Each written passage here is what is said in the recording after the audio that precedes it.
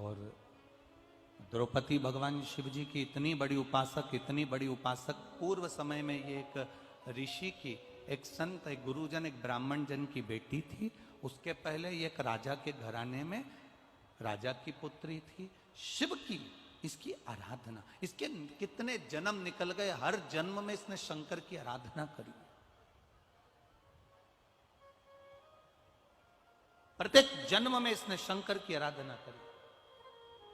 अब जब ब्राह्मण ऋषि की बेटी बनी तब इसने शंकर जी से वर मांगा। 14 गुणों से बलवान पति को मांगा था, 14 गुण वाला पति। तो शंकर जी ने कहा इतने गुण तो किसी में नहीं हो सकते, तो उसने कहा फिर 5 गुण का पति दे दो, जो वीर हो, धैर्यवान हो, विद्वान हो, और युद्ध में प्रबल, धनुर्विद्या में प्रबल, और दिखने में भी सुंदर हो। ऐसे 5 गुण मान उसने पति मांगे। तो शिव जी ने कह दिया कि तुम्हें देता हूं। आखिरी में जो द्रौपदी ने मांगा वो किसी एक अकेली द्रौपदी के लिए नहीं था। जो आखिरी में मांगा गया वो केवल द्रौपदी के लिए नहीं था।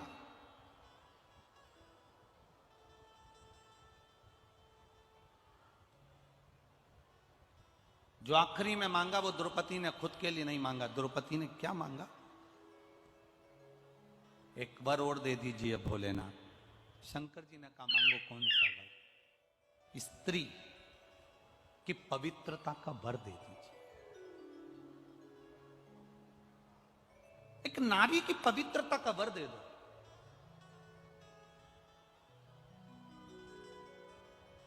शायद ये कथा अभी तक प्रसंगों में नहीं आई।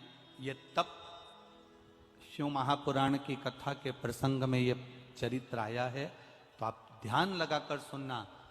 नारी की पवित्रता का वर दीजिए। शिव जी ने कहा मैं नारी की पवित्रता का वर देता हूं। क्या वर? नारी की पवित्रता रहना चाहिए। किस स्थान पर नारी की पवित्रता का स्मरण कराया गया? जरा जितनी मेरी बहनें बैठी हैं, जितनी मेरी माताएं बैठी हैं, जितनी मेरी जीजियां बैठी हैं, सावधानी से सुनना कि नारी की पवित्रता का वर केवल एक द्रौपदी को नहीं मिला था। नारी की पवित्रता का वर दुनिया की सारी स्त्रियों को मिला था। शिव जी ने कहा सुन द्रौपदी, ध्यान लगाकर सुनना। पहला नारी की पवित्रता का वर देता हूं। जब एक मां अपने छोटे से बच्चे को दूध पिलाती है, स्तनपान कराती है, उसकी सेवा करती है, छोटा सा बच्चा जब गोदी में गंदगी कर देता है, छोटा सा बच्चा जब गोदी में कपड़ों पर भी गंदगी कर दे, उसकी गोदी में उसने गंदगी कर दी, तो शिव महापुराण की कथा कहती है, भगवान देव अधिदेव महादेव कहते हैं वो नारी उस समय पर भी अपवित्र नहीं होती, तो भी वो पवित्र ही मानी जाती है। आप में से कितनी माताएं बैठी हैं जिनकी बहू का बच्चा छोटा सा है और बहू के बच्चे ने बहू की गोद में गंदगी कर दी, तो बहू बार बार नहाने जाती होगी? है कोई? जम के बोलो जरा, है? नहीं। क्यों? सास कह देती है अरे क्यों बेटा, बच्चा छोटा है ना, छोटे बच्चे की गंदगी नहीं लगती, छोटे बच्चे की अपवित्रता नहीं लगती।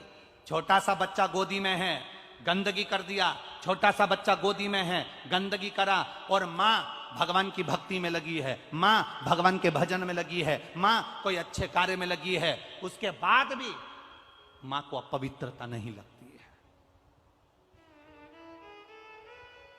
दूसरा, बहुत ध्यान से सुनना, जितने आस्था चैनल पर मेरी बहनें सुन रही हैं और जितने फेसबुक यूट्यूब पर सुन रहे हैं और जितने इस पंडाल में सुन रही हैं, बहुत ध्यान लगाकर सुनना।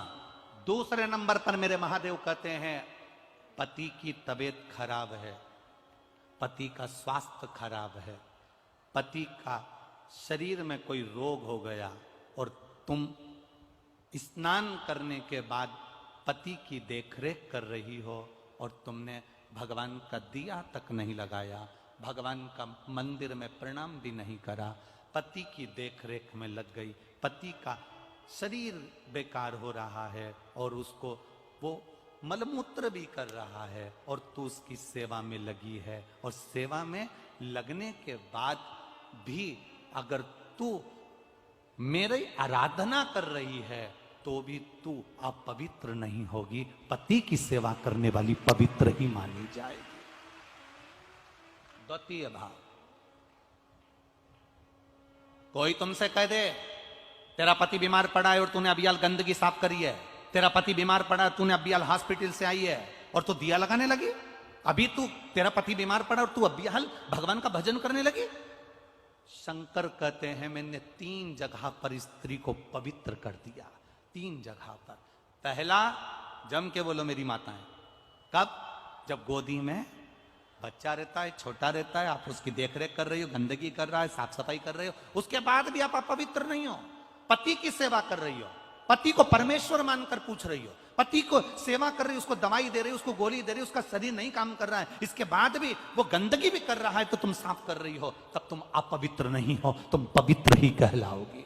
तुम्हारे भीतर एक पवित्रता का भाव आएगा। और तीसरे नंबर पर, घर में सास ससुर, घर में बुजुर्ग, घर में कोई बूढ़ा व्यक्ति बीमार है, तकलीफ में है, कष्ट में है, गंदगी भी कर रहा है और घर की बहू, घर के लोग उसको संभाल रहे हैं, उसकी सेवा में लगे हैं, तो शिव कहते हैं वो आप पवित्र नहीं कहलाएगी, पवित्र ही कहलाएगी। उसमें अपवित्रता का भाव नहीं होगा।